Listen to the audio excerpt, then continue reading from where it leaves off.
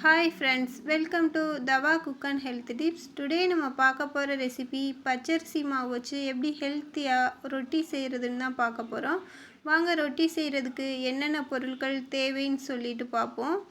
அதுக்கு நான் இப்போ 1 கப் வெல்லம் எடுத்திருக்கேன், மல்லித்தழை 1 கைப்பிடி, கருவேப்பிலை 1 கைப்பிடி எடுத்திருக்கேன், ஒரு பெரிய வெங்காயம் கட் பண்ணி வச்சுருக்கேன், அரை மூடி தேங்காய் குட்டி குட்டியாக கட் பண்ணி வச்சுருக்கேன், கீரை முருங்கைக்கீரை 1 கப் எடுத்திருக்கேன், பச்சரிசி மாவு 1 கப் எடுத்திருக்கேன். இது எல்லாம் தான் நம்ம செய்கிறதுக்கு தேவையான பொருட்கள். இப்போ ஒரு பெரிய கப் எடுத்துட்டு அதில் நம்ம அரிசி மாவை போட்டுருவோம்.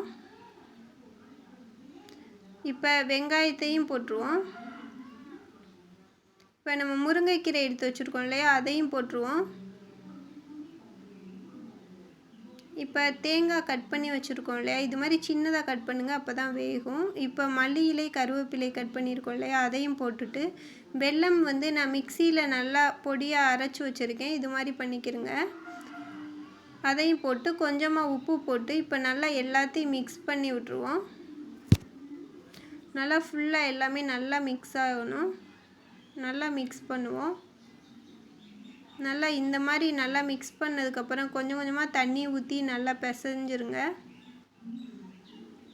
நல்லா இந்த மாதிரி நல்லா பிசைஞ்சு விட்ருங்க. ஃபுல்லாக கொஞ்சம் கொஞ்சமாக தண்ணி ஊற்றி எல்லாம் நல்லா மிக்ஸ் ஆகி வரணும்.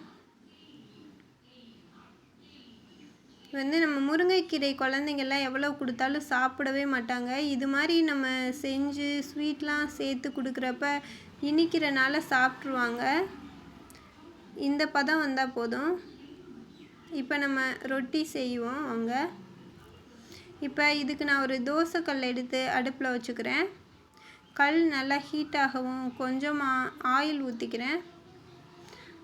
ஊற்றிட்டு நல்லா சுற்றி ஸ்ப்ரெட் பண்ணி விட்ருங்க.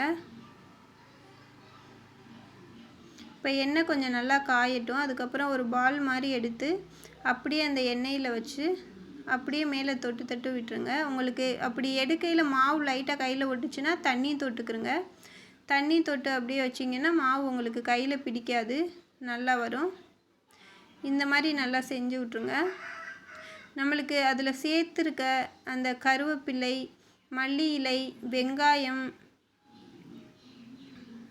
எல்லாமே நல்லா வெந்து வரணும். தேங்காய் எல்லாம், கீரையும் நல்லா வெந்து வந்துடும். அதுக்கப்புறம் எடுத்துடலாம். இப்போ 2 டைம் நல்லா 2 சைடும் திருப்பி போட்டுருங்க. இப்போ நல்லா வெந்து வந்துருச்சு பாருங்கள். இப்போ அதை அப்படியே எடுத்து ஒரு பிளேட்டில் வச்சுருவோம். இது மாதிரி நம்ம எல்லாத்தையுமே போட்டு வச்சுருவோம். இப்போ நம்மளோட பச்சரிசி மாவு ரொட்டி சூப்பராக ரெடி ஆயிடுச்சு. இது மாதிரி ஹெல்த்தியாக ஈவினிங் ஸ்நாக்ஸ் கூட செஞ்சு கொடுங்க ஃப்ரெண்ட்ஸ். அவ்வளோ சூப்பராக விரும்பி சாப்பிடுவாங்க. செஞ்சு பார்த்துட்டு எப்படி இருக்குன்னு சொல்லிட்டு கமெண்ட் பண்ணுங்கள். மறக்காமல் நம்மளோட சேனலை சப்ஸ்கிரைப் பண்ணிடுங்க. அப்படியே பக்கத்தில் உள்ள பெல் ஐக்கானை கிளிக் பண்ணி ஆல் கொடுத்துருங்க. அப்போ தான் நம்ம போடுற வீடியோ எல்லாம் நோட்டிஃபிகேஷனில் வரும். தேங்க்ஸ் ஃபார் வாட்சிங்.